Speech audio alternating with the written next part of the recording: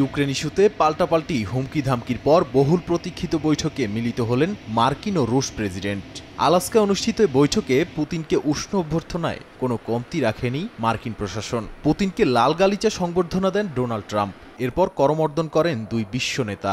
লাল গালিচায় Putin ও Trump যখন এগোচ্ছিলেন ঠিক তখনই আকাশে একের পর এক উড়ে যায় মার্কিন যুদ্ধবিমান B-2 বোম্বার আর F-22 র্যাপটর।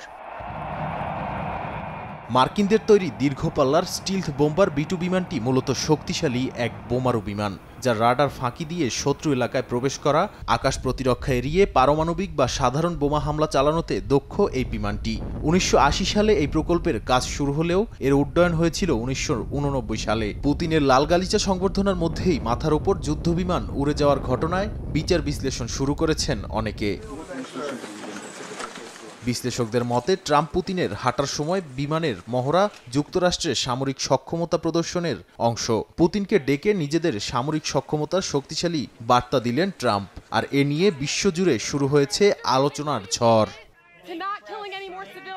3 ঘন্টার বেশি সময় ধরে বৈঠকের পর একই গাড়িতে উঠে যান দুই নেতা। প্রতিদ্বন্দ্বী দুই পরাশক্তির শীর্ষ নেতাকে একই লিমুজিনে দেখা সচরাচর ঘটে না। ট্রাম্প পরে জানান তিনি ইউক্রেনের প্রেসিডেন্ট ভলোদিমির জেলেনস্কি এবং ন্যাটো মিত্রদের সঙ্গে পরামর্শ করবেন। অন্যদিকে পুতিন দাবি করেছেন 2022 সালে যদি ট্রাম্প প্রেসিডেন্ট থাকতেন তাহলে ইউক্রেন যুদ্ধ শুরুই হতো না।